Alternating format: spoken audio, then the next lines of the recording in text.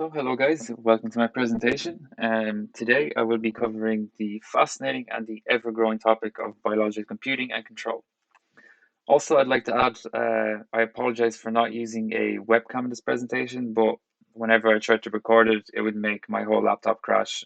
It was essentially impossible. So, anyways, just to start, throughout this presentation, we're going to be covering what is biological computing.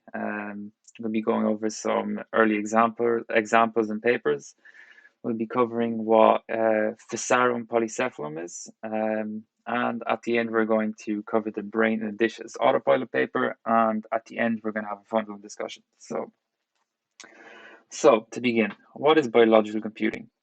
Biological computers are made from living cells. Instead of having electrical wiring signaling, biological computers use chemical inputs and other biologically derived molecules such as proteins and DNA. Just like a desktop computer, these organic computers can respond to data and process it, but in a similar manner to very early examples of computers, meaning that they aren't able to perform any, extremely complicated calculations. However, they are able to do things like storing, retrieving, and processing data. So, according to Sarah Jane Dunn, who is one of the leading researchers in the biological computation group at Microsoft, says that biological computing involves the biochemical information processing carried out by the cells in order to transform chemical, electrical, and medical cues into biological function, which essentially translates to being able to program biology to our liking. And I was actually listening to a TED talk by Sarah, and she gave a great example of being able to program molecular sized devices that could detect and respond to infections inside your body without you even knowing. So now that we know that what it is, I think it's important to figure out how biological computing works. And in very simple terms, it involves taking a living organism, so like a cell neuron, and then connecting its chemical inputs like protein or DNA, and then having the ability to read those outputs in a computational device. So, they have here an organic computer. So I think the biggest difference between normal computers and biological computers is that normal desktops only make the connections that are told by the programmer. However, organic computers actually have the potential to think for themselves and able to form their own connections, giving them a new form of intelligence. So here we have an example made by Professor William Dito called the Leacholator. And essentially what it is a living organism that has been turned into a calculator. And how it works is that neurons are harnessed into a petri dish with the help of microelectrodes. Each neuron has its own electrical activity and responds in its own way to an electrical stimulus. So the reaction is then taken from each electrical activity used to represent a number, and those numbers are then calculated by linking them to the individual neurons, which then give you the answer of the calculator. So traditionally speaking, when we talk about living organisms, I think a lot of the time people think of molecular size organisms, but a living organism can be anything that is alive and has the potential to grow. So what would happen if we were to use an animal as a living organism instead of some molecular scale neurons? But before we get into this topic, I would like to reintroduce a familiar face. So here we have B.F. Skinner. B.F. Skinner is one of the most eminent psychologists in the 20th century. No other figure in psychology has contributed as much as he has to science and the theory of behavior. Many consider him as the father of behavior analysis, especially due to his recovery of basic behavior principles like reinforcement, extinction, discrimination, and schedule reinforcements. Which brings us to the next paper, which is the Pigeons in a Pelican, which was published by the Harvard University in 1960. So, um, what this project included was making guided missiles and biologically controlling them with living organisms in the form of tree pigeons.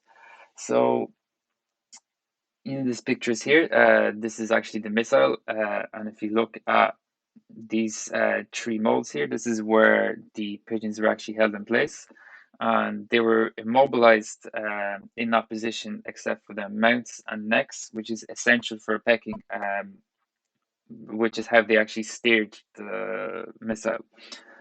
So the control of this missile would actually work by, well, first of all, training the pigeons how to actually react, especially with the involvement of scheduled reinforcement, which I will show you guys a video in a second. But how it works is that the pigeons were inside the missile. They had to peck towards the target. So, for example, let's say it's an enemy ship. So if the pigeon will continue to peck towards the ship, it would then steer the missile towards that ship, therefore guiding it. Um, so here is a video showing how BF trained them.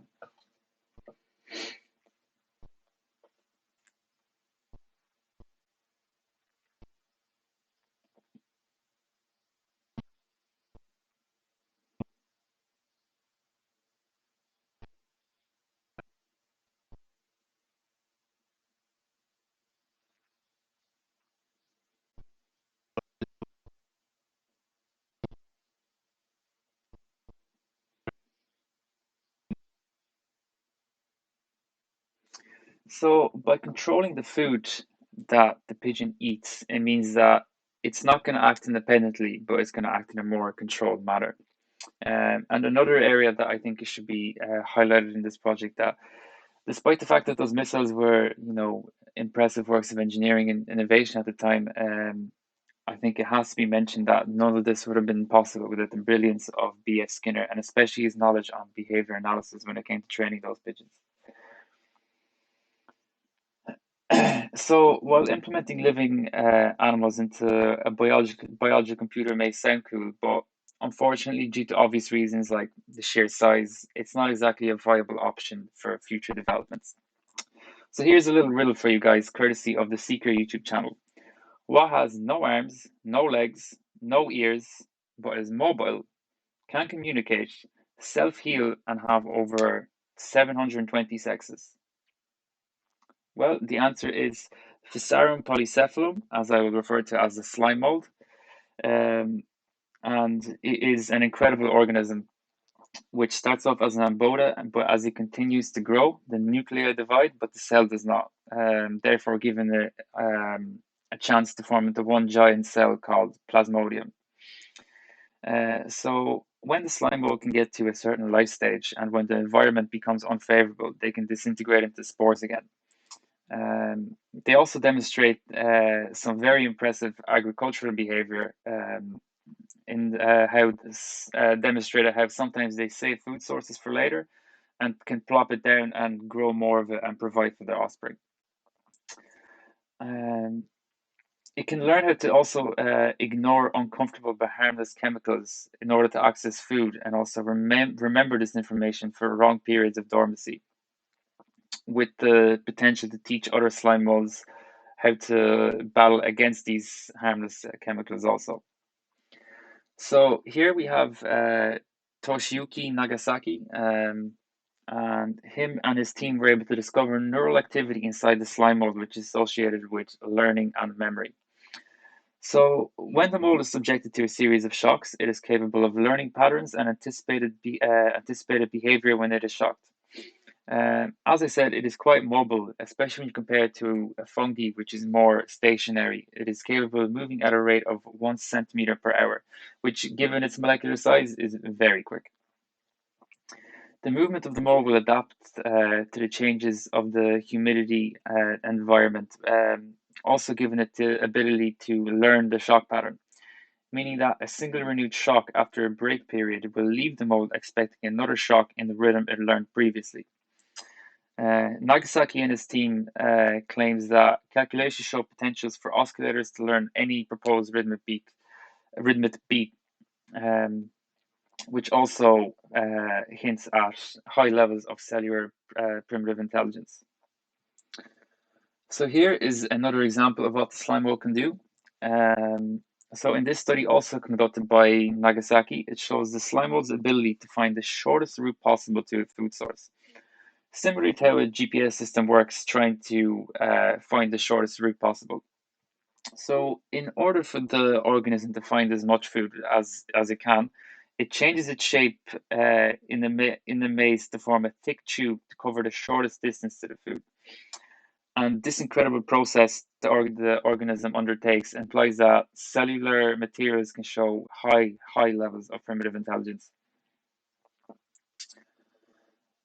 So, although both examples of the slime mold that I've just discussed are very fascinating, but to be honest, none of these capabilities are particularly useful in the real world right now. However, a study came out on the 26th of March 2020, where a team of astronomers led by Joseph Burchett from the University of California were able to prove a theoretical expectation with the use of the slime mold that scientists detected signatures of for over 50 years but could never prove. So Burchett and his team began with designing an algorithm that mimics the behavior of the slime mold in order to test it in a simulation of dark matter filaments in the universe. The main objective was to develop a three-dimensional map of the cosmic web structure by applying the algorithm to data of over 37,000 galaxies and to link the gas to the universe's large structure. By using the slime mold simulation to locate the cosmic web filaments, it was possible to determine the density of the cool gas on the very outskirts of those invisible filaments. And by doing so, they were actually able to prove the theoretical expectation that this intergalactic gas, compromises the cosmic web. So we are now going to cover the Brain in a Dish Acts as Autopilot paper by Thomas DeMars, which was carried out in the University of Florida. So earlier we spoke about how Professor William Dido, made a calculator from neurons made from leeches. But here, on the other hand, we actually have a collection of 25,000 rat brain cells that are connected to 60 to an array of 60 electrodes that can fly a computer simulator plane. Sounds pretty impressive, right? So, um, how does it work? So the brain and the simulator establish a two-way connection, similarly to how neurons send and receive signals inside our bodies.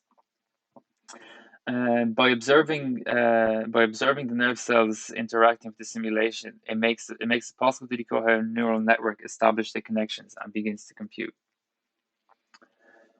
When it comes to controlling the flight, it actually has a very simple feedback loop system, which begins by the neurons receiving information from the computer about the flight conditions. So, for example, if the plane is flying straight, level, or tilted, or to the side, it then proceeds to analyze the data and send signals back to the plane's control. And these signals are responsible for generating the flight path while sending new information to the neurons, thus creating a feedback loop that regulates the flight pattern. So, for discussion, I'd like to hear your guys' opinion about the potential uses of biological computing, especially with reference to medicine, agriculture, and renewable energy. So, for example, Dr. Morse actually claimed that by observing how the brain activity interacts, scientists are hopeful to understand the root of neural disorders and figure out non-invasive way to intervene. I mean, which will be absolutely huge to give us a way to combat against, neural disorders that we've never seen before.